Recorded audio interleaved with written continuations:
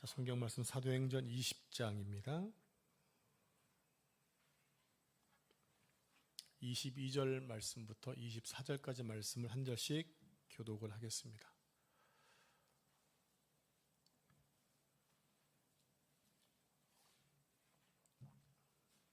사도행전 20장 22절 24절까지 말씀, 제가 22절 말씀 읽겠습니다. 보라, 이제 나는 성령에 매여 예루살렘으로 가는데 거기서 무슨 일을 당할는지 알지 못하노라. 오직 성령이 각 성에서 내게 증언하여 결박과 환난이 나를 기다린다 하시나. 같이 읽겠습니다. 내가 달려갈 길과 주 예수께 받은 사명 곧 하나님의 은혜의 복음을 증언하는 일을 마치려 하면은 나의 생명조차 조금도 귀한 것으로 여기지 아니하노라. 아멘. 이 말씀은 살아계신 하나님의 말씀입니다. 아멘. 할렐루야.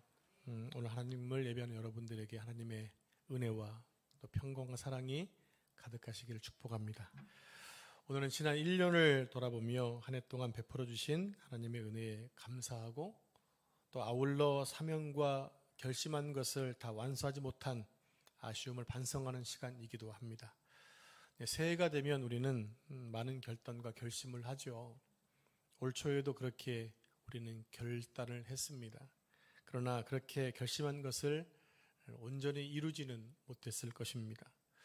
여러분, 올 초에 다짐했던 것 가운데 성취한 것이 얼마나 되시나요? 오늘 성년 예배는 그렇게 결심한 것을 다 이루지 못했어도 또다시 다짐하며 출발하는 예배이기도 합니다. 왜냐하면 결말을 잘 짓지 못하면 새로운 출발을 할 수가 없기 때문에 그렇습니다. 마무리를 잘 해야 되는 거예요. 그러면 우리는 마지막 마무리를 잘해야 되는데 또 그렇게 마무리를 잘함을 통해서 또 새롭게 출발하는 여러분 생이 되기를 축복합니다. 제가 기억력이 좀 떨어지자 제 친구 목사가 이렇게 조언을 했습니다. 다이어리를 가지고 매일매일 일상을 기록을 해라. 그래서 몇 년을 그렇게 하고 있습니다. 그래서 지난 기록을 보다 보니까 제가 시간을 어떻게 썼는지 어떤 일이 있었는지를 돌아보면 보여지더라고요. 그러니까 한 해를 그냥 보면 별로 생각이 안 나는데 그 기록을 보면 이때 이런 일이 있었구나 라고 생각하면서 다시 한번 또 결단하는 시간이 생겨지는 것 같습니다. 그렇게 메모하고 지나온 올해의 날이 362일째가 되었네요. 여러분들 메모하는 습관을 한번 가져보시기 바랍니다. 그게 치매 방지도 좋대요. 자, 오늘 본문의 말씀 볼 텐데, 바울 사도가 세 번째 선교 여행을 마무리하기 위해 여러 이방 교회들이 모아준 구제 헌금을 가지고 예루살렘에 전달하기 위해서 예루살렘에 가야만 하는 상황 중에 쓰여진 말씀입니다. 바울 사도는 3차 전도 여행 중에 사랑하는 에베소 교회를 방문하고 싶었습니다. 그러나 예루살렘으로 돌아가야 할 시간이 급한 관계로 에베소를 방문하지 못하고 대신에 에베소 장로들을 밀레도라는 섬에 초청을 하게 되지요. 거기서 그들에게 마지막 권면을 하고 있는 장면이 사도행전 20장입니다. 에베소 교회는 사도 바울이 3년 동안 머물면서 복음을 전하고 세우는 교회입니다. 거기에 대해서 상당히 애착감이 많이 있었던 교회이기도 했죠. 그리고 오늘 설교의 핵심 메시지인 34절을 보면 내가 달려갈 길과 주 예수께 받은 사명 곧 하나님의 은혜의 복음 증거하는 일을 마치려 하면은 나의 생명을 조금도 귀한 것으로 여기지 아니한다라고 할 만큼 뜨겁게 예수님을 사랑했고 또 복음을 사랑해 교회를 사랑했던 바울의 모습을 볼 수가 있습니다. 에베소 장로들은 사명을 감당하기 위해 생명마저도 아끼지 않겠다는 이 바울의 굳은 결심을 들으면서 눈물을 흘리며 이별을 아쉬워했습니다. 아마도 에베소 장로들은 바울의 그런 결단을 보면서 자기들이 에베소에 돌아가면 교회를 그렇게 섬겨야겠다라고 다짐했을 것입니다. 여러분, 사명과 소명의 차이를 아시나요? 사명과 소명의 차이. 조금 차이가 있습니다. 사명은 미션입니다. 소명은 하나님의 부르심, 즉 콜링입니다. 그래서 순서로 보면 소명이 먼저이고 그 다음에 사명인 거예요. 그러니까 우리가 하나님의 부르심을 받았다면 우리에게 사명도 주어졌다고 하는 것입니다. 여러분의 사명은 무엇인가요? 오늘 말씀을 들으면서 한번 곰곰이 생각해 보시기를 바랍니다. 사명이란 단어를 이렇게 풀어보니까 이런 단어 한자 옵니다. 부르심사 그리고 목숨명, 이게 사명이에요. 그러니까 사명이란 단어는 하나님께서 일을 시키려고 세상에 보낸 생명이라는 뜻입니다. 세상에 보낸 생명. 그러니까 사명자는 생명 걸고 일하는 사람이라는 것입니다. 여러분은 하나님의 부르심을 받으셨죠? 네. 그리고 사명을 받으셨죠? 네. 그래서 여러분은 세상으로 보냄받은 생명을 가진 자라는 것을 기억하시고 그 맡겨진 사명을 잘 감당해 내시기를 바랍니다. 여러분에게 주어진 사명을 성취하기 위해서 여러분 하나밖에 없는 생명을 소중하게 여기셔야 한다는 거. 왜요? 그 소중한 생명으로 뭐 해야 되니까? 사명을 감당해야 하니까. 여러분의 생명은 또 하나밖에 없는 유일한 거잖아요. 그래서 가장 소중한 게 저는 생명이라고 생각을 합니다. 그리고 생명이 귀한 것은 그 생명으로 해야 할 하나님의 일이 있기 때문이라는 거예요. 그러면 우리가 의미 있는 삶을 살기 위해서는 하나님이 주신 사명을 반드시 찾아야만 하는 것입니다. 사도 바울은 하나님의 부름을 받고 사명을 받았습니다. 바울의 사명은 이방인에게 복음을 증거하는 일이었습니다. 그래서 바울은 그 일을 위해 생명을 아끼지 않고 달려갔던 사람입니다. 바울은 젊었을 때 아주 잘 나가는 사람이었습니다. 아주 대단한 인재였어요. 그런 로마 시민권을 가지고 있었을 뿐만 아니라 바리새파 사람으로 하나님 율법에 아주 능통했던 사람이기도 합니다. 그리고 그는 당시 최고의 학사였던 가말리알 문화의 인재였습니다. 약 2,000명이나 되는 제자 가운데 가장 선두를 달리고 있었던 이 제자였거든요. 그 말은 차후에 스승이 죽으면 그 가문을 이끌 수 있는 수장이라는 것입니다. 그랬던 그가 부활하신 예수님을 만나면서 사명자의 길을 걷게 되는 것입니다. 그는 자신의 생명을 걸고 이방에게 복음을 증거하는 데 힘썼습니다. 그런 자신의 사명을 감당하기 위해 자신의 모든 스펙을 배설물로 여기까지 합니다. 여러분, 배그의 천사라고 부르는 간호사 나이팅게일을 아시죠? 나이팅게일은 영국 성공의 성인이기도 합니다. 성공에는 8월 13일을 나이팅게일의 축일로 지킬 정도로 아주 유명한 간호사였어요. 그녀는 크림 전쟁이라고 하는 그 전쟁 때 종군 간호사로 일함으로써 간호사라는 직업을 전 세계에 알리기도 했죠. 나이팅게일이 존경을 받게 된 동기는 그녀가 30살 때 되었을 때에 쓴 일기에서 찾아볼 수가 있다는 겁니다. 어떤 기자가 나이팅게일에게 물었습니다. 당신은 어떻게 이렇게 귀하게 살게 되었냐고 질문했을 때 그녀는 이렇게 대답을 합니다. 그것은 간단합니다.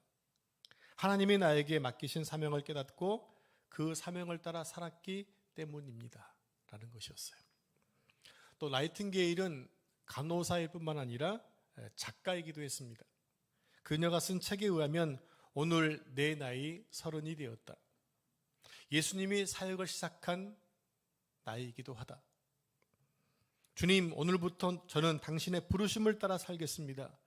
유치했던 생각은 버리고 나를 세상에 태어나게 하신 주님의 목적에 순종하겠습니다. 이렇게 기록을 했어요. 그러니까 나이팅게일은 유명해지려고 노력한 것이 아니라 어느 날 하나님께서 자신을 이 땅에 보내시고 예수 믿게 하시고 자신을 존재케 하신 하나님의 뜻과 목적을 깨닫게 되자 그 사명에 따라 살았을 때에 이렇게 살게 되었다라고 고백한 거예요. 유명해지기 위해 산 것이 아니라 하나님의 뜻에 순종하다 보니까 유명해지더라는 것입니다. 오늘 우리는 사도 바울의 삶을 통해서 사명자의 삶이 어떠해야 되는가를 배울 수 있습니다. 바울이 밀레도에서 에베소 장로들에게 전했던 메시지의 핵심은 주 예수께 받은 사명을 마치려 함에는 있습니다. 주 예수께 받은 사명을 마치려 함에는 그가 주 예수께 받은 사명을 감당하기 위해 얼마나 애를 썼나요? 우리 디모데후서 4장 7절 말씀을 화면 보시고 함께 합독하겠습니다. 시작. 내가 선한 싸움을 싸우고 나의 달려갈 길을 마치고 믿음을 지켰으니 이제 후로는 나를 위하여 의의 면류관이 예비되었으므로 주 곧 의로우신 재판장이 그날에 내게 주실 것이니. 아멘. 자, 바울은 하나님이 이 준비하신 면류관을 받아 쓸 수 있을 만큼 충성스럽게 그 일을 감당했다고 하는 것입니다. 여러분, 바울은 왜 위협을 무릅쓰고 예루살렘으로 가려고 했던 것일까요? 그것은 이방인 교회들이 이 가뭄과 또 유대인들의 핍박으로 인해 힘들어하고 있는 어머니 교회, 즉 예루살렘 교회를 돕기 위해서 구제 헌금을 했는데 그 헌금을 가지고 돌아가야 했거든요. 그런 다음에 그는 서둘러서 로마로 가기를 원했습니다. 예루살렘에 들려서 헌금을 전달하고 바로 로마로 가려고 했던 것입니다. 그런데 주위 사람들이 예루살렘으로 가지 말라는 거예요. 왜냐하면 바울이 예루살렘에 가면 반드시 체포되어 죽임을 당할 것을 알고 있었기 때문입니다. 심지어 아가보라고 하는 선지자는 바울의 띠를 가져다가 자기의 손과 발을 묶으면서 이 띠의 임자가 그렇게 포박될 것입니다라고 예언을 합니다. 그러므로 예루살렘으로 가지 말라고 관건했던 겁니다. 그런데 바울은 굽히지 않고 이렇게 말을 합니다. 자, 우리 함께 다시 본문 34절 말씀을 우리 큰 목소리로 같이 한번 읽어보겠습니다. 시작. 내가 달려갈 길과 주 예수께 받은 사명 곧 하나님의 은혜의 복음을 증언하는 일을 마치려 함에는 나의 생명조차 조금도 귀한 것으로 여기지 아니하노라. 아멘. 여러분, 이 고백이 어떻게 들리십니까? 그 고백은 자신이 죽는 것이 하나님이 주신 사명이라면 얼마든지 죽을 수 있다라는 겁니다. 그러나 이 말씀을 반대로 해석해 보면 내게 맡겨진 사명이 분명하기 때문에 내가 그 사명을 완수하지 못했을 때는 죽을 수도 없다라는 겁니다. 아프리카 선교의 개척자였던 리빙스턴 선교사가 있습니다. 그분이 이런 말을 했어요. 사람은 자기 사명이 끝나기 전에는 결코 죽지 않는다. 사명자는 자기 사명이 끝나기 전까지는 절대 죽지 않는다. 이런 말을 했어요. 1840년 리빙스턴은 런던 선교회 협회 소속의 의료 선교사로 남아프리카로 파견되었습니다. 그때 그의 나이가 27세였어요. 리빙스턴은 처음에는 사람의 발길조차 드문 두메 산골에 들어가서 복음을 전합니다. 그렇게 전도와 의료를 겸하면서 아프리카 각지를 탐험했고 세상 사람들에게 오지 아프리카가 어떤가를 이렇게 알려줬습니다. 그런 밀림 탐험을 계속하는 동안 몇 번이나 죽을 고비를 넘기게 됩니다. 그리고 1871년도에는 열병에 걸려서 사경을 헤매다가 이 스탠리 수색 탐험대를 만나서 간신히 살아나게 되죠. 또 위에도 여러 번 죽을 고비를 만났지만 구사 일생으로 살아남습니다. 리빙스턴은 자신의 경험으로 사람은 자기 사명이 끝나기 전에는 결코 죽지 않는다는 신념을 갖게 됩니다. 그런 이 신념을 가지고 계속 탐험과 선교를 강행하게 되죠. 그 후 리빙스턴은 스탠리 일행과 함께 조사를 계속하다가 1873년도에 이질로 사망을 하게 됩니다. 그때부터 아프리카 선교회는 박차를 가게 됐고 많은 나라의 성사를 파송함을 통해 아프리카가 복음화되게 되었다는 것입니다. 사랑하는 여러분, 하나님께서 여러분을 택하신 목적이 무엇이라고 생각을 하십니까? 여러분, 하나님께서 왜 여러분을 구원하셨다고 생각을 하십니까? 오늘 우리는 사도 바울이 주 예수께 받은 사명을 감당하기 위해 자신의 생명을 아끼지 않았던 것을 통해서 우리의 사명이 무엇인가를 반드시 확인해야만 할 것입니다. 우리 함께 본문 24절 다시 한번 읽었던 말씀 다시 한번 읽겠습니다. 시작. 내가 달려갈 길과 주 예수께 받은 사명 곧 하나님의 은혜의 복음을 증언하는 일을 마치려 함에는 나의 생명조차 조금도 귀한 것으로 여기지 아니하노라. 네, 첫째로 바울은 사명을 위해 달려갔던 사람입니다. 사명을 위해 달려갔어요. 내가 달려갈 길과라고 말하고 있잖아요. 여기 달려간다는 말은 경주한다는 것입니다. 경주한다는 얘기는 시합을 한다는 얘기예요. 즉 그러니까 달려간다는 말은 여행자처럼 이곳저곳 둘러보며 천천히 구경하며 가는 길이 아니라 달려갈 길은 경기에서 승리하기 위해 힘차게 달려가야 한다는 의미예요. 목표가 이미 설정되었기 때문에 꾸물거릴 수 없다라는 겁니다. 여러분, 사명자는 꾸물거릴 시간이 없는 거예요. 사도 바울의 목표는 노마에 가서 복음을 전하는 것이었습니다. 그러기 위해서는 먼저 예루살렘에 들려야만 했던 거예요. 왜 그렇습니까? 헌금을 전달해 줘야 되니까. 예루살렘이 너무 힘든 것을 알고 있었기 때문에 가지 않을 수가 없었던 거예요. 그런데 지금 에베소 교회 장로들이 예루살렘 행이 위험하다라는 거예요. 즉 다음에 가라는 거예요. 지금 굳이 갈 필요가 있느냐? 다음에 가십시오라는 것입니다. 여러분, 이럴 때 어떻게 하는 것이 지혜로운 방법일까요? 다음에 하면 되지 않을까요? 좀 더 수월해지거나 안전해지면 하면 되는 거 아닐까요? 지금이 너무 어려우면 다음에 하면 되는 것입니다. 그런데 바울은 달려가는 사람이었어요. 바울은 경주하는 사람이었어요. 그런 목표가 설정되면 주저하지 않았던 사람입니다. 경주를 해야 되니까 힘들다고 중간에 쉬거나 멈출 수가 없었던 겁니다. 바로 달려갔다는 말이 그런 의미였어요. 그래서 바울은 사로잡히는 것, 죽는 것을 두려워하지 않고 예루살렘을 방문하게 됩니다. 그리고 예루살렘에 들어가니까 그를 죽이려는 사람들이 이를 갈고 기다리고 있었습니다. 결국 원수들에 의해 붙들려 여러분의 신문을 받게 됩니다. 그러나 바울은 로마 시민권자였기 때문에 황제에게 재판을 요구했고 결국 죄인의 신분으로 로마에 가게 되었던 것입니다. 결과적으로 바울은 어디에 갔어요? 로마로 갔어요. 목표를 향해 다름질친 결과 그는 로마에 도착하게 되더라는 얘기죠. 그런데 그의 신분은 뭐였습니까? 죄인의 신분이었습니다. 그렇다면 여러분, 바울은 왜 하필 죄인의 신분으로 밖에 갈 수가 없었을까요? 그는 전도하기엔 전도자의 모습이잖아요. 그런데 왜 그는 죄인의 신분으로 갔을까요? 제가 이 부분을 곰곰이 묵상하다 보니까 크게 두 가지 생각이 드는 겁니다. 하나는 로마까지 갈 경비가 필요 없었습니다. 여러분, 선교여행 그냥 하는 거 아니잖아요. 많은 자금이 필요한데 죄인의 신분이다 보니까 그냥 공짜로 간 겁니다. 또 하나는 죄인의 신분이다 보니까 로마 군인들이 호송을 해야 되는 것입니다. 그러다 보니까 원수들로부터 안전하게 보호를 받을 수 있었다라는 거예요. 여러분, 하나님의 일은요, 사람의 생각을 뛰어넘어요.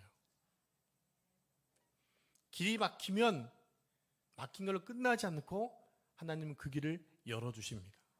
그게 하나님이 하시는 일들이에요. 하나님의 사명자를 그렇게 책임을 져주세요. 제가 보배론교회에서 사역을 할 때 저희 주 사역은 장년부 교구와 또 알파 사역이었습니다. 알파 사역에 대해서는 보배론 교회가 아주 모범적인 교회였기 때문에 수원의 여러 교회에서 저희 교회를 이렇게 탐방을 했었습니다. 또 제가 다른 교회 가서 또 세미나도 인도할 정도였습니다. 알파 사역에. 그러던 중에 중국 연길의 한 조선족 교회와 연결이 되어서 알파 사역을 전달해 주기 위해 2008년도 중순쯤에 중국 연길을 방문하게 됩니다. 그때가 2008년도 베이징 하계 올림픽 기간이었어요. 그러다 보니까 입국 심사가 아주 까다로웠습니다. 더군다나 알파 사역 교재와 행사 필요 물품을 많이 준비해 갔는데 만약 입국 심사에서 걸리면 알파 사역 전 자체를 할 수가 없는 상황이 될 수도 있었다라는 거예요. 그래서 함께 갈 9명의 멤버가 매일 밤마다 모여서 기도하고 알파 사역을 준비했습니다. 무사히 입국 심사를 마치고 조선족 교회를 방문했는데 그때부터 저희 눈에 빨간색 티를 입은 사람들이 우리를 감시하고 있다는 사실을 알게 된 거예요. 무슨 색 티요? 빨간색 티. 알고 보니 중국 공안들이었어요. 한국에서 9명의 인원이 교회를 방문한다고 하니까 아예 공안을 파견시켜버린 거예요. 근데 여러분, 정말 신기했던 게 뭔지 아십니까? 우리 선교팀을 해하려고 달려드는 사람이 한 명도 없었다는 거예요. 왜냐하면 중국 공안들이 늘 주시하고 다니니까 그 빨간색 티를 보고 이 나쁜 놈들이 접근을 못하는 거예요. 우리는 안전하게 외국에 가서 아주 안전하게 사역을 감당하고 올 수 있게 되었습니다. 하나님의 보호하심이었어요. 중국 공안이 우리를 감시하러 왔는데 도리어 우리를 보호해준 역할을 하게 되더라는 얘기입니다. 근데 바울의 경우도 우리와 비슷했던 것 같습니다. 로마 군인들이 제수를 호송하다 보니까 이 바울을 해하려 했던 사람들이 접근할 수가 없는 거예요. 물론 하나님은 그 방법 외에도 바울을 보호할 수 있는 능력 있는 분이었지만 어찌되었건 바울은 로마 군인들의 호송으로 인해서 안전하게 로마까지 갈 수가 있었다라는 거죠. 바울이 사울이라는 이름으로 활동을 할 때 그런 예수 믿는 사람들을 붙잡아 오려고 공의로부터 공문을 받아 의기양양하게 다메섹으로 가고 있었습니다. 그때 하늘에서부터 강렬한 빛이 내리쬐더니 천둥 같은 소리가 들려오는 것입니다. 사울아 사울아 내가 어찌하여 나를 핍박하느냐. 나는 네가 핍박하는 나사렛 예수다. 너는 일어나 지금 시내로 들어가라. 내가 행할 것을 내게 이를 자가 있을 것이다. 그 음성이 들려집니다. 그 음성인데 함께 가는 사람이 같이 들었다고 얘기합니다. 사울은 눈은 떴으나 아무것도 볼 수 없었고 사람들의 손에 이끌려 다메섹으로 들어갑니다. 그래서 사흘 동안 아무것도 보지 못하고 먹지도 못하고 그렇게 앉아 있었습니다. 그때 하나님께서는 다메섹에 가는 아나니아라는 선지자에게 환상 중에 나타나서 이렇게 말씀하시죠. 우리 함께 사도행전 9장 15절 말씀을 같이 합독하겠습니다. 시작. 주께서 이르시되 가라 이 사람은 내 이름을 이방인과 임금들과 이스라엘 자손에게 전하기 위하여 택한 나의 그릇이라. 아멘. 여러분, 예수님을 만나기 전에 사울의 목표가 무엇이었을까요? 아마도 그는 유대 공동체에서 가장 성공한 사람이 되고 싶었을 것입니다. 왜냐하면 그는 성공할 가능성이 훨씬 높았던 사람이거든요. 출신 배경도 로마 시민권자이고 머리도 아주 좋았습니다. 신앙심도 무척 좋았습니다. 하나님에 대한 열정도 남달랐습니다. 그래서 바울이 공회와 백성들이 싫어하는 예수쟁이들을 많이 잡아들이는 공을 세우면 성공할 가능성이 아주 높았던 것입니다. 그리고 무엇보다 바울은 하나님을 반역하는 예수쟁이를 잡아서 죽이는 것이 하나님께 충성하는 것이라고 생각을 했습니다. 왜냐하면 그가 볼 때 나사렛 예수는 이단자였거든요. 그를 따르는 모든 자는 이단을 따르는 다수인들이었거든요. 그러나 그가 부활하신 예수님을 만나게 되자 그의 목표가 완전히 바뀌었습니다. 예수님께서 자신을 복음 전도자로 부르셨다는 것을 알았기 때문입니다. 그가 이런 사명을 깨닫게 되자 그의 삶이 완전히 바뀌어지게 됩니다. 여러분, 사명을 받으면요 주저앉아 있을 수 없기 때문에 삶이 바뀔 수밖에 없는 거예요. 여러분 인정하시나요? 여러분 목표가 분명해지려면 바울과 같이 지금 우리가 서 있는 자리에서 주의 음성을 들어야 됩니다. 주님으로부터 정확한 사명을 여러분 받으셔야 되는 거예요. 우리가 주저하고 있는 이유가 뭔지 아십니까? 내가 받은 사명이 뭔지를 모르는 거예요. 뭘 해야 될지를 모르는 거예요. 교회만 왔다리 갔다리 하는 겁니다. 신앙의 성장이 없는 겁니다. 왜? 달려갈 길을 모르니까, 왜 경주해야 되는지를 모르니까 그냥 그대로 있는 거예요. 우리는 주의 사명을 빨리 깨달아 알아야 됩니다. 그러면 시간을 낭비하지 않을 거예요. 세월을 아낄 수가 있는 거예요. 날 때부터 곱추였던 한 여자아이가 있었습니다. 그 아이는 17세까지 집 밖으로 나간 적이 없었습니다. 왜냐하면 자신의 모습이 너무 초라하고 창피했기 때문입니다. 자신의 아이가 큰 열등감을 갖고 있다는 사실을 알고 있는 부모는 자기의 딸을 학교에 보내지도 못합니다. 그런데 17세가 되던 그 해에 그 집을 방문했던 이 수녀님의 설득에 의해서 천주교 신부들과 수녀들이 참여하는 이 수련회에 참석을 하게 됩니다. 그때 강사가 마침 성령에 대한 강의를 하고 있었습니다. 자, 여러분 이제부터 여러분들에게 10분 정도의 시간을 드릴 테니까 밖으로 다 나가십시오. 그리고 이 수도원 주변에 어디든지 가서 지금 성령께서 여러분 각자에게 무엇을 깨닫게 해주시는지를 잘 들어보십시오. 그런 다음에 다시 들어오시기 바랍니다. 그래서 곱추 소녀도 밖으로 나갔습니다. 모든 사람들이 여기저기 좋은 자리를 다 차지했습니다. 그러나 사람 만나기를 꺼려했던 이 소녀는 자연히 아무도 가지 않는 곳에 앉게 됩니다. 알고 봤더니 쓰레기통 옆이었어요. 그러자 소녀는 나는 어딜 가나 쓰레기구나 하고 낙담하며 한심을 쉬고 있었습니다. 그런데 바로 그때 한 소년이 오더니 쓰레기통을 손으로 막 뒤지는 거예요. 무언가를 찾고 있는 거예요. 그래서 소녀가 물었어요. 난생 처음 알지도 못한 사람에게 말을 걸었던 것입니다. 쓰레기통을 왜 뒤지는 겁니까? 그때 소년이 이렇게 말합니다. 캔이나 종이를 찾고 있습니다. 그래서 소녀가 다시 묻습니다. 그걸 찾아 뭐 하려고요? 그래서 소녀는 이걸 가지고 가면 돈이 되거든요. 이걸 팔아서 편찮으신 우리 할아버지 할머니 약을 사 드리려고 합니다. 그 순간 곱주 소녀는 성령님에 의해서 큰 깨달음을 얻게 됩니다. 아, 쓰레기도 쓸모가 있구나. 나 같은 쓰레기도 쓸모가 있구나.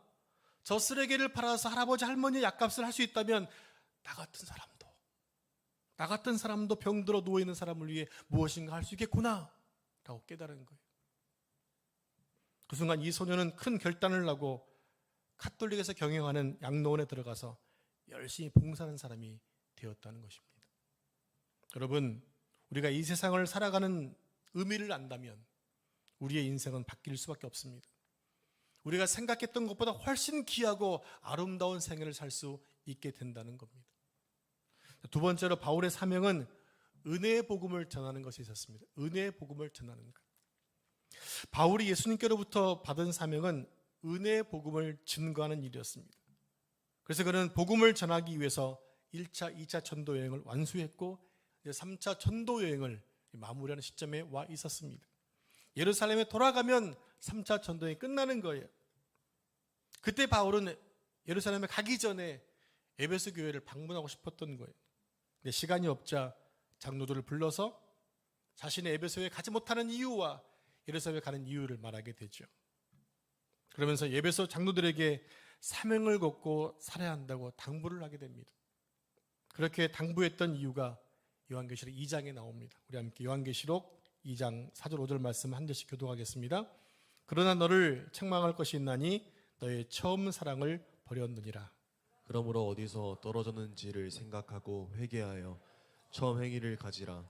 만일 그래하지 아니하고 회개하지 아니하면 내가 내게 가서 내 촛대를 그 자리에서 옮기리라. 여러분, 소아시아의 7교회를 아시죠? 첫 번째 교회 에베소 교회는 이 에베소 교회를 바울이 세운 교회입니다. 그러면서 밀레도에서 자신이 떠나가기 전에 그들에게 충성스레 사명을 감당하라고 당부했죠. 근데 그것이 오래가지 못했다라고 하는 거예요. 에베소 교회가 어떻게 되었습니까? 바울이 염려했던 것처럼 사명을 잃어버리게 되자 첫사랑을 잃어버린 교회라고 책망을 받게 되더라는 얘기입니다. 바울이 사랑했던 교회입니다. 꼭 그것에 방문해서 목회하고 싶었던 교회입니다. 결과적으로 사명을 잃어버리게 되니까 책망을 받게 되더라는 거예요. 여러분, 우리는 언젠가 하나님의 부름을 받게 될 것입니다. 그리고 그 날은 아무도 모릅니다. 우리가 우리의 인생을 다 살고 하나님의 부름을 받았을 때 책망을 듣지 않기 위해서는 우리가 감당해야 될 사명을 잊어서는 안 된다는 거예요. 여러분, 우리는 하나님의 자녀라는 특권을 받았습니다. 그러나 하나님 예수님께서 우리를 택하시는 것은 특권 의식만을 누리라고 선택한 것이 아니었다고 하는 거예요. 우리를 사랑하셔서 하나님의 자녀로 부르신 것은 사명 의식을 갖고 살도록 권유하고 있는 것입니다. 바울은 하나님의 은혜의 복음을 증거하는 것이 사명이었습니다. 그런데 은혜의 복음을 증거해야 할 사람이 세상 즐거움에 빠지면 그 일을 감당할 수가 없는 겁니다. 인생의 삶이 좀 아쉬워도 사명자들은 하나님의 뜻을 이루기 위해서 세상의 즐거움을 포기해야 되고 세상 명예를 내려놓아야 되고 세상의 무기를 포기해야만 그 일을 감당할 수가 있다라는 거예요. 두 개 다 잡을 수 없어요. 주님도 말씀하시잖아요. 재물과 하나님을 겸하여 섬길 수 없다. 근데 중요한 게 뭔지 압니까? 하나님을 위해 살면 재물은 그냥 따라오게 돼 있습니다. 왜? 그 일을 해야 되니까. 근데 우리는 반대로 살지 않나요?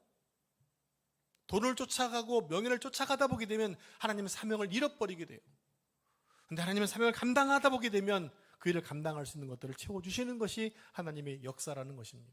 이미 여러분 경험에서 다 알고 있는 상황들이잖아요.